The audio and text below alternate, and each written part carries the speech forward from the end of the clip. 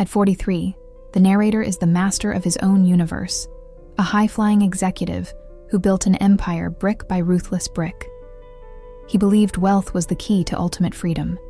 Yet when a quiet evening alone reveals the profound silence of his life, he finally sees his success for what it truly is: a gilded, inescapable prison. Now, he must find a way to dismantle this golden cage and reconnect with the simple fulfillment he sacrificed decades ago, before the inertia of prestige consumes his spirit entirely. But his greatest obstacle isn't a competitor or a market crash. It is the terrifying realization that the man he became might be incapable of happiness outside the cold security of his own making. Was the monumental cost of getting everything worth the price of having nothing left? The alarm doesn't really wake me up anymore. It just signals the official start of the performance. 5 a.m. A soft chime, custom setting, expensive. I hit the snooze button before the second vibration because silence is the last true luxury I have left. I am 43. I have the things they promise you when you work 90 hours a week for 2 decades. The downtown view, the tailored suit, the watch that costs more than my first car. But these things aren't trophies. They're handcuffs disguised as jewelry. I stand in the master closet, looking at 50 shades of gray and navy. Uniformity. It's easier this way. Choice takes energy, and I need every last drop for the boardroom theater later. The Patek Philippe slides onto my left wrist. It's heavy. It doesn't feel like achievement anymore. It feels like an anchor tethering me to this exact moment, this exact expectation, forever. The irony of the golden cage is that the walls are made of commitments. You build them brick by brick: the mortgage, the tuition, the salaries of 500 people who rely on your next aggressive decision. You realize you can't quit, not because you need the money, but because the economic fallout would be disastrous for everyone else. I haven't slept properly in maybe 7 years. Not the deep, restorative kind. It's always a half-sleep, one ear listening for the next crisis, the brain cycling through projections. I call it high-functioning exhaustion. My doctor tells me to slow down. I smile and ask him what the fastest route to a private island is. He doesn't get it. I'm already on the island. It just happens to be a private island built entirely out of stress and quarterly reports. My wife Sarah is still asleep when I leave the room. We operate on 2 separate orbits now. She manages the beautiful house, the complicated social calendar, the children's success narratives. I manage the money that fuels it all. We talk about logistics. We discuss upcoming travel schedules.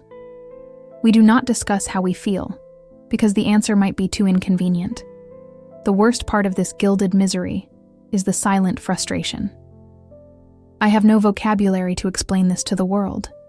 How do you tell a friend, a peer, that the biggest problem in your life is the sheer inertia of your own success? They look at you, their eyes flickering with resentment, and they imagine you complaining from the deck of a yacht. They think you just need a vacation. They don't understand that I need an evacuation. The driver, Marcus, holds the door open for the town car. We drive the same route every morning. I look out at the city, the regular people, rushing, hustling for the things I already possess. I envy them their hunger. Hunger is a motivation. Satiation, when it lasts too long, is just a heavy, suffocating blanket. 43. I achieved everything I set out to do by 30. The company is stable, maybe too stable. We stopped innovating years ago and started optimizing. The job has become less about creation and more about protection. I am a highly paid guardian of status quo. I remember when the work felt dangerous, vital, when every win meant survival. Now, the wins just mean a bigger dividend, a higher stock price, and another round of hollow applause. I sit in the leather seat, the expensive coffee lukewarm in my hand, and I realize the biggest lie I told myself wasn't about the market or the merger. It was that the feeling of achievement would somehow sustain me indefinitely. It doesn't. It vanishes instantly, leaving behind only the need for the next distraction. I open the iPad. The first email is from the head of HR, a minor structural problem that requires my decisive, unfeeling signature. I sign it. That's my day, solving complex, abstract problems for people I barely know, while the real, simple problem, the hole in my own chest, remains entirely unaddressed. The city skyline approaches. My tower is the tallest one. It used to give me a rush of pride. Now, it just looks like a vertical mausoleum of my youth. I park my body in the corner office and prepare to be the competent, visionary man everyone expects. I know the script by heart. I just don't know who the actor is anymore. The question isn't whether I can afford to leave. It's what happens when I stop being the guy who runs this show. The fear isn't poverty. It's the void. The absolute deafening silence when the world stops needing me to perform. That fear is what keeps me locked inside the gold. The 3-hour strategy session ended exactly the way every session ends, with collective handshakes, meaningless buzzwords about synergy maximization, and the sense that we had just moved a colossal, expensive pile of sand from one corner of the beach to the other. I stood up, and the blood rushed from my head. It wasn't the hours. It was the sheer wattage of forced enthusiasm I had to project. 43 is when the mask starts to fuse to the skin, but you feel the heat underneath. I walked back to the corner office. The view should be a reward. It should feel earned. Today, it felt like a surveillance tower. I'm watching the city, but the city is watching me, measuring my productivity, waiting for the slight wobble that signals incompetence. I closed the door and didn't sit down. I leaned my forehead against the cool glass, just for a second. The exhaustion now lives in the bones, not just the brain. It's a deep, corrosive weariness that sleep doesn't touch. It's the exhaustion of living someone else's life, perfectly, for 20 years straight. I am paid spectacularly well to solve problems, but the real problem, the one dissolving me from the inside, is that I no longer believe in the value of the solutions. We're optimizing the efficiency of something I stopped caring about 5 years ago. I am the high-paid guardian of an obsolete mission statement. The fear of the void is specific. It's not just the silence. It's the sudden lack of pressure. Pressure defines me. It gives me purpose, a shape. If I remove the load, do I just collapse into an undefined sludge? I look at my calendar, packed solid for the next 6 weeks, across 3 continents. Every meeting is critical. Every decision is high leverage. This constant, high-frequency need is the drug. I hate the feeling, but I need the hit. My friends outside this world, the few I still talk to, they don't get it. They see the private jet hours, the foundation dinners, the security of the name on the door. They see freedom. I see elaborate restraints forged from the best materials. We bought the house because it was the ultimate signal of arrival. 5 bedrooms, a separate wing for guests, landscaping that requires a small army to maintain. It's beautiful, and it is the most demanding stakeholder I have. It doesn't just cost money. It demands continuity. It demands that I remain this guy, perpetually capable of generating the income necessary to feed the beast. My daughter is applying to schools that cost more than I made in my first decade of work combined. My wife reorganized her life around the premise of my unwavering success. She found stability in the chaos of my travel schedule. If I stop being the anchor, I don't just destabilize myself. I create a ripple of structural failure in their lives. And that is the quiet horror of the golden cage. It was built not just around me, but around the people I love. I cannot simply walk away without making myself the villain of their story. The man who sacrificed their comfort for his sudden, self-indulgent need for meaning. Meaning, that's the joke. I spent 2 decades chasing a definition of success that guaranteed maximum performance and maximum separation from my own humanity. I succeeded perfectly. The result is this hollow, impeccable shell. I remember reading somewhere that competence is a trap. If you are extremely good at something, the world will ensure you never get to do anything else. I am extremely good at running this show. I am indispensable to the board, vital to the market, and completely replaceable to the universe. The deepest silence isn't when I'm alone in this office late at night. The deepest silence is internal, the moment between the question and the automatic, practiced answer. Are you happy? The silence is my soul struggling to find a real response before my conditioning kicks in and delivers the successful, polished lie. The lie is immediate. Yes, I am fulfilled. But fulfillment doesn't require a nightly glass of expensive whiskey just to turn the brain off. Fulfillment doesn't manifest as this constant, low-grade thrumming anxiety in the chest that only subsides when I am back on a plane, moving towards the next necessary fire to put out. I look at the framed photos on the credenza, the younger man smiling back, the hungry look in his eyes. He didn't want this specific emptiness. He wanted impact. He got leverage instead. Leverage is just a fancy word for obligation. I'm obligated to the machine I built, and the machine does not care about my exhaustion. It only cares about the output. I am 43, and I have achieved total financial freedom at the cost of every other kind of freedom. I need to call Geneva in an hour. Another critical decision about hedging risk in Southeast Asia. I straighten my tie. The performance starts again.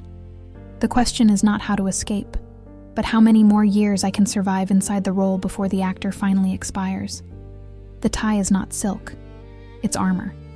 A tightly wound noose that keeps the head straight, demanding a certain posture. I finished adjusting the knot, pulling it tight against the collarbone. Looking into the polished reflection of the office window, the man staring back is a flawless projection of competence. Expensive fabric, sharp angles, eyes that look like they've never truly slept but are always watching. That man is the CEO. The problem is, I don't know who I am when I take the costume off. The phone, screen lights up. 30 minutes to Geneva. I walk the short distance from my desk to the glass wall overlooking the city. 43 floors up. You reach this altitude, and the world below becomes small, abstract. The people moving on the street are just molecules following vectors. And I realize, up here, I am just a molecule following the vectors I myself drew 20 years ago. I thought climbing meant freedom. What I didn't understand was that every level of success requires thicker walls, stricter protocols, and a more dedicated prison guard, which, ironically, turned out to be me. My wife Sarah still lives in the house, but we haven't shared a conversation of substance in 6 months. We talk logistics. Who handles the property tax, when the landscapers are scheduled? Which charity gala requires our presence? We move in parallel orbits, tethered by history and inertia, but never crossing paths in any meaningful way. She used to call the office mid-afternoon, just to ask what I was thinking about. Not thinking about spreadsheets, but about life. Now, if she calls, it's because the alarm system malfunctioned, or one of the kids needs money wired instantly. We made a deal years ago. Grind hard now, retire early, travel the world. The deal was a lie. The grind never stops. It just gets better organized. And the thought of retirement now terrifies me more than bankruptcy ever did. What would I do? Sit across from Sarah day after day, trying to fill the silence that decades of workaholism created? We've built a life together that requires the performance. If the performance ends, does the life collapse? The true cost of the golden cage isn't the exhaustion. It's the atrophy of everything else. My curiosity is gone. My humor is sterile.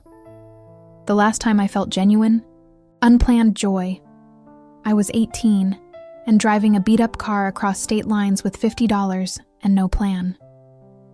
That version of me wouldn't recognize this corporate ghost. That version of me wouldn't even respect this version. I remember why I started. I grew up hearing the crunch of bills being shredded because there wasn't enough cash. Fear of scarcity was the rocket fuel. It was a good fuel. It got me here. But I didn't know when to turn off the engine. At 30, I hit the safe mark. Enough capital to walk away, live comfortably, and raise a family.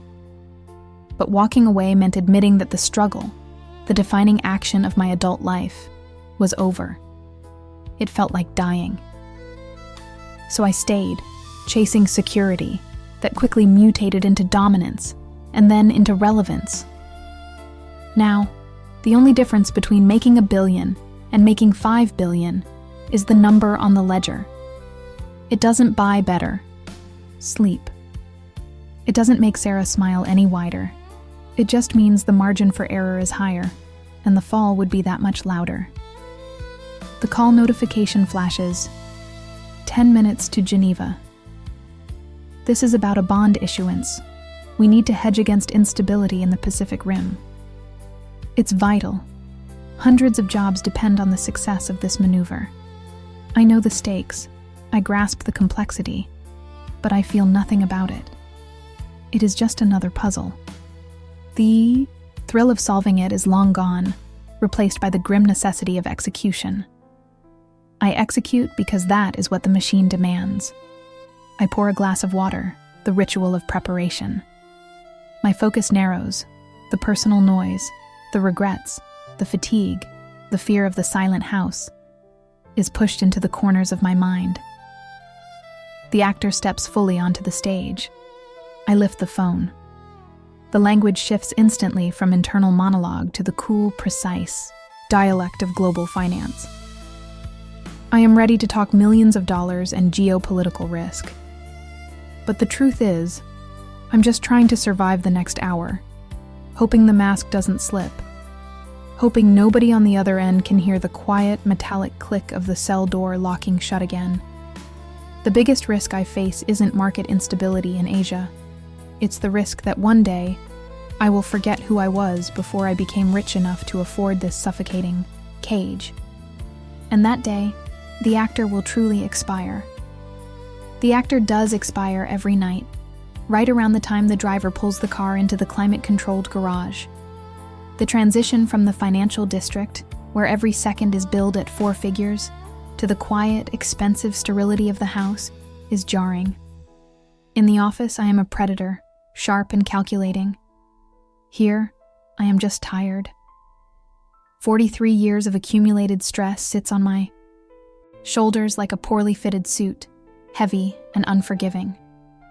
This house is the ultimate proof of success, a blueprint of the life I promised myself in my late 20s. Open plan, natural light, security systems that track wind movement. It has everything except breath. It feels less like a home and more like a high-end waiting room for the next day's performance. My wife, Amelia, is often in the kitchen, not cooking, but managing. She is 42. She looks incredible. The gym sessions, the disciplined diet, the high-end skincare, all markers of a woman who married well and maintains her status. She is also trapped. We stopped being partners in a life and became co-managers of an asset portfolio that includes the children, the property taxes, and the social calendar. We rarely fight, because fighting requires the kind of emotional presence we mutually agreed to discard around our 10th anniversary. The true language of this golden cage is silence. We sit down for dinner. It is a carefully curated meal, probably involving kale or some kind of sustainable fish that tastes exactly like nothing. We discuss logistics, the school play, the insurance renewal, the broken water heater that costs $5,000 to replace because everything in this house is bespoke and imported. I asked her once, 6 months ago, if she was happy. It was a genuine question, delivered during a moment of weakness after a particularly brutal earnings call. She didn't look up from her plate. She just tilted her head slightly, the way you acknowledge a distant, irrelevant sound. "What exactly does that mean, David?" she asked, her voice measured. "We have everything." That was the answer. We have everything. Happiness is an amateur concept. We deal in measurable assets and controlled variables. Our relationship is successful because it is stable, predictable, and financially impervious. The silent rule is, do not examine the foundation. Do not ask if the stability is rooted in love, or simply inertia combined with the impossibility of splitting this fortune without a monumental, costly fight. I finished my fish. I told her the Asia portfolio was showing unexpected resilience. She told me the landscapers needed clarification on the new fountain placement. We kissed goodnight, a dry, practiced contact of cheekbones, and retreated to separate sides of the king-sized bed, separated less by space than by the weight of unspoken transactions. Later, lying in the dark, the professional mask finally disintegrates. This is the hour of reckoning, the time I face the exhaustion that no amount of success can negotiate away. It's not just mental fatigue, it's physical. The low thrum of constant adrenaline is starting to break down the machinery. The persistent ache in my lower back, the pressure behind my eyes that aspirin barely touches. This is the body of a man who has run a marathon every day for 20 years, convinced that the finish line was just one more deal away. But the finish line never arrives. It just moves. When I made my first $1 million, the goal became 10. At 10, it became 100. Now, the number is meaningless. It's just scorekeeping in a game I no longer remember signing up for, played against opponents who look exactly like me. Tired men in expensive suits, moving paper around a table, desperate for a narrative that justifies the sacrifice. I realize the cage isn't built of money or high thread count sheets. The cage is built of the commitments I made to sustain this life, and the commitments I failed to make to the man I used to be. That man wanted simple things: time, quiet, the freedom to fail without catastrophic financial consequences. I killed that man with efficiency and ambition. And now, I'm haunted by his ghost. The memory of a simpler gravity, pulling me toward real things, not just abstract zeros on a screen. I look across the room, past the heavy drapes and the perfect symmetry of the modern design, and I feel a desperate childish urge to smash something. To make a noise that is not measured, not professional, not acceptable. Just loud, human noise. But I don't. I just turn onto my side. I close my eyes and calculate the hours until the alarm clock forces the actor back onto the stage. The silence persists, heavy and golden. And I understand the deepest terror of the golden cage. It's not that you can't get out. It's that, after all this time, you genuinely no longer know where else to go. You fear freedom, more than the prison. Because outside, you might discover that the man who built the fortune is fundamentally broken, and that the only thing holding him together is the continuous, grueling effort of making more. The continuous, grueling effort of making more. That's what it became. Not a mission, not ambition, but maintenance. The machine had grown so large that my entire life was dedicated simply to feeding the boiler and lubricating the gears, ensuring the noise of production drowned out the sound of my own quiet unraveling. The cost of maintaining the lie, that I am thriving, that this is the fulfillment promised, is what truly exhausts me. It isn't the 12-hour day. I could do that standing on my head. It's the 2 hours after the day is supposedly done, when I'm still running scenarios in my head, calculating social debts, managing expectations, and preparing the script for tomorrow's performance. I am 43, and I spend more energy managing my public perception of success than I do enjoying the actual benefits of it. I see my wife across the vast, immaculate dining table, a table designed for corporate treaties, not intimate meals, She is a beautiful woman, preserved by the same golden light that illuminates my cage. We are polite ghosts in this house. We exchange data points. Who is picking up the dry? Cleaning, the temperature of the wine, the next scheduled appearance we must make together.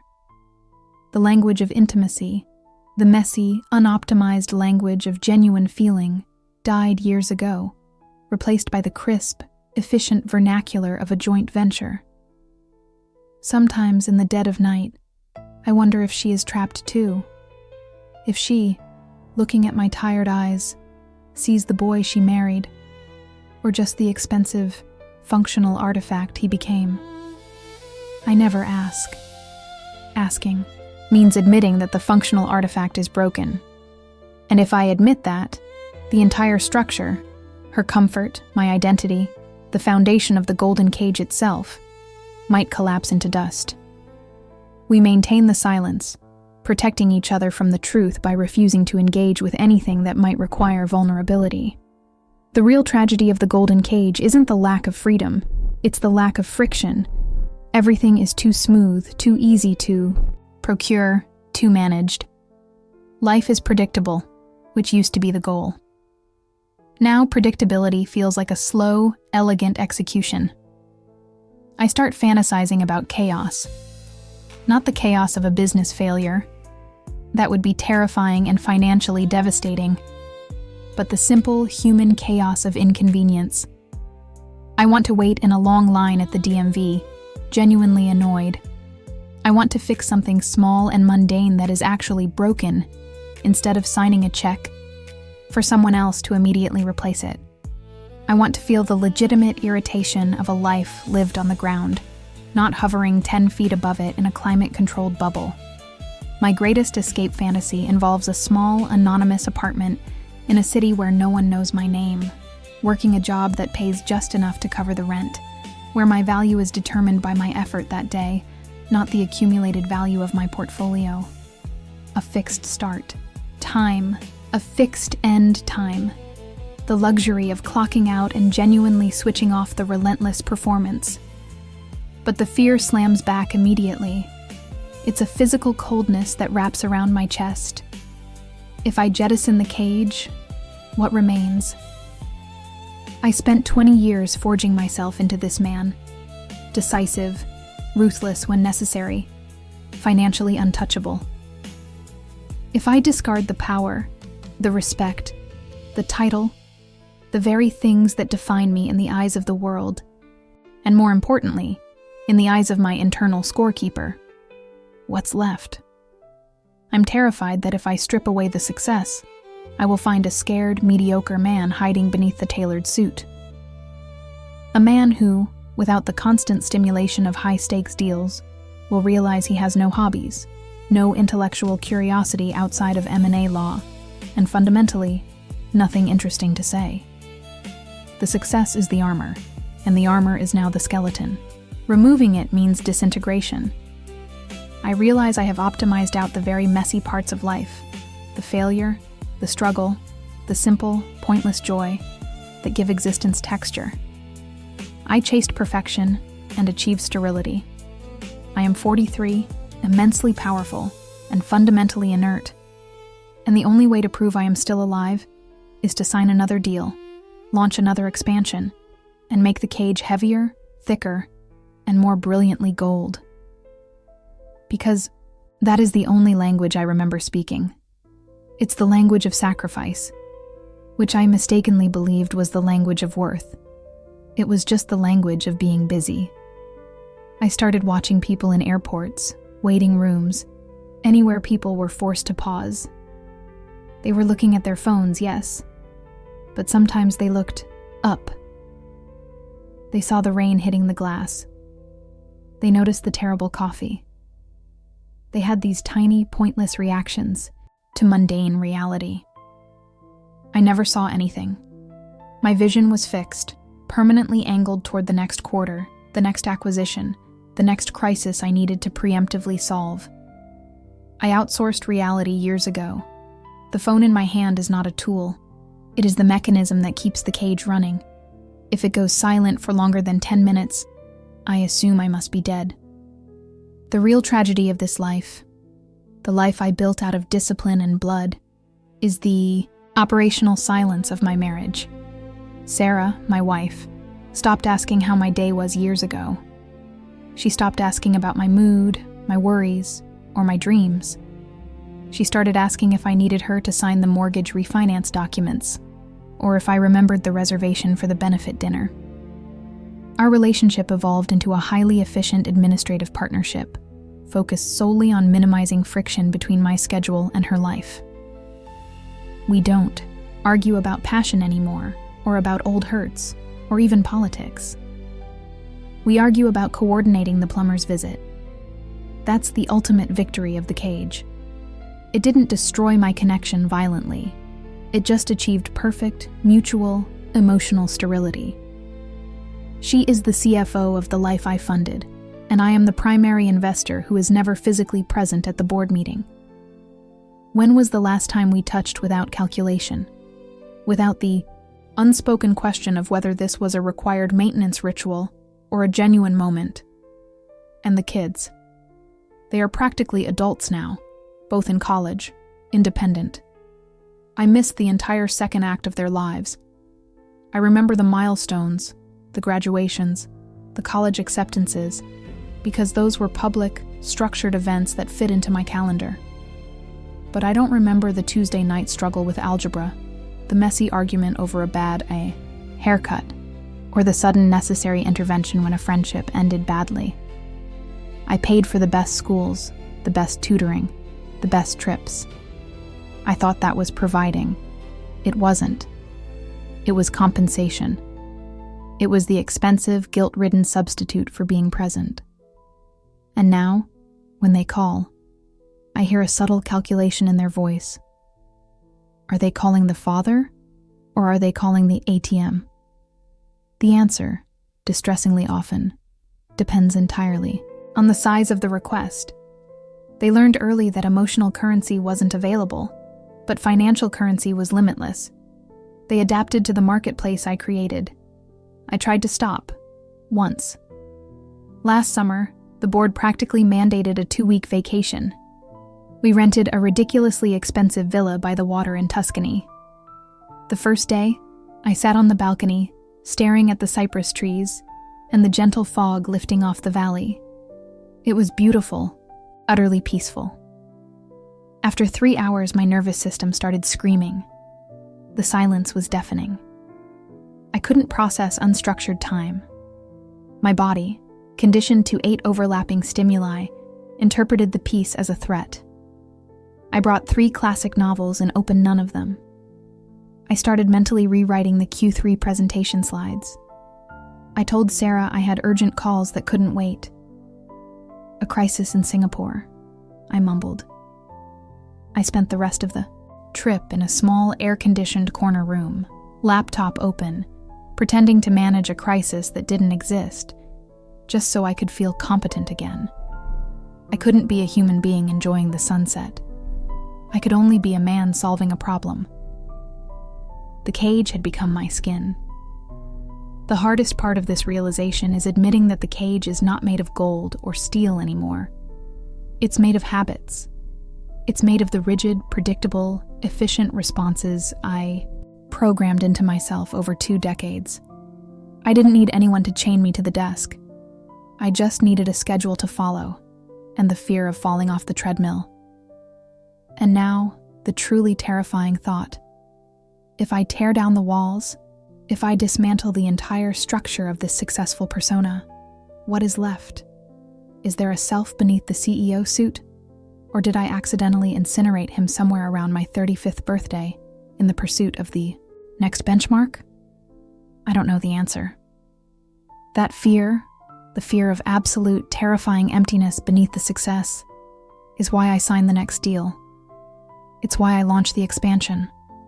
It's safer in the noise. The golden cage might be miserable, but at least it confirms I exist. And that, I'm realizing, is the most profound addiction of all. The addiction to validation through continuous effort. The addiction to validation is quiet, unlike the stimulants you buy over the counter. It runs on belief fueled by the relentless necessity of appearing indispensable. I realized, sitting in the silence of my home office at 2 a.m., that the entire structure, the deals, the mergers, the sheer, crushing weight of maintaining the market perception, was just elaborate scaffolding erected around a very fragile ego. It wasn't about the money anymore. The money stopped being real currency years ago. It's now just a metric, a score in a game I forgot how to quit. The true exhaustion sets in not during the 18-hour workday, but in the seconds after the work stops. That transition, where the high-frequency operational mind slams into neutral, is terrifying. Because in that silence, I have to face the person who is 43, who built this monument, and who finds no shelter in its shadow. People talk about balance, but balance is for those who are still climbing. When you are operating at this altitude, balance is a myth. You are simply managing inertia. Every new initiative, every successful quarter, doesn't reduce the burden. It exponentially increases the structural integrity required to hold the whole thing up. I am not the captain of the ship. I am the ballast. I am the necessary heavy weight that keeps the vessel from capsizing, and if I stop being heavy, the whole thing tips. And the cost? It's paid in the parts of yourself you didn't even know you were auctioning off. I look at my hands sometimes. They look capable, strong, the hands that shook on multi-million-dollar deals. But they haven't held a book for pleasure in 5 years. They haven't spent an hour tending to something that doesn't generate revenue. They are tools, not instruments. I remember thinking, 10 years ago, that once I hit this level of security, I would finally be able to step back, read, travel without checking email, maybe even learn that language I always wanted to learn. That self, the hopeful, ambitious idiot of my early 30s, was operating under the delusion that success was a plateau. It's not. It's a treadmill cranked up to maximum incline, and the moment you slow down, the momentum carries you backward, right into the abyss of irrelevance. This is the silent frustration of 40-something. Success. The fear is no longer failing to achieve, but failing to maintain. And that maintenance requires a perpetual denial of the interior life. I have become a world-class external operator, capable of solving global logistical nightmares, but I cannot sit still in a quiet room for 20 minutes without feeling the panic of wasted time. I had lunch last week with an old college friend. He runs a small specialized consulting firm, takes long, weekends, closes his office at 5 p.m. He looked tired, but genuinely happy. He asked me with genuine curiosity what I was working on that was truly exciting. I started talking about the Q3 projections, the market penetration in Asia, the activist shareholders we were managing. He listened, nodding, but his eyes glazed over. He wasn't bored. He was confused. He was asking about purpose, and I was answering with process. That interaction was a shard of glass. I realized my vocabulary for joy had been entirely co-opted by corporate jargon. I can articulate complex financial instruments, but I cannot articulate what I actually want for dinner, or how I truly feel about the state of the world beyond its impact on the GDP. The golden cage is miserable because it strips you of the right to be small. Every move is scrutinized, every utterance weighted. You trade spontaneity for consistency and personality for brand. I often wonder what my life would look like if I had chosen the quiet path, the small firm, the long weekends. Would I have the gnawing doubt that I wasted my potential? Probably. That's the irony. The void exists on both sides of the fence. But here, in the golden cage, the void is louder because it echoes off polished marble and glass. I look at the framed picture on my desk. Me, much younger, smiling, stiffly after the first major acquisition. I didn't know then that I wasn't acquiring an asset. I was acquiring a life sentence of management. What now? The question, was it all worth it, is irrelevant. It's too late to debate the purchase price. The transaction is complete, the deed is signed. The real question is, now that I own this incredibly complicated, expensive, and restrictive property, how do I find a single corner of it that feels like home? The only way out is inward. The next deal will still be signed. The expansion will still launch. But maybe, just maybe, when I'm alone in the car between meetings, I will allow the silence to stay silent, instead of immediately filling it with the noise of the next task. Maybe I can start valuing moments of authentic existence over moments of professional validation. It's a terrifying proposition. It means deliberately slowing the treadmill while I am still running. It means risking the comfort of the addiction. But at 43, standing in the center of the cage I built, I realized that the greatest success now would be simply to recognize the difference between existing and truly living. The former is automatic. The latter requires an act of conscious, quiet rebellion. And I am finally tired enough to try.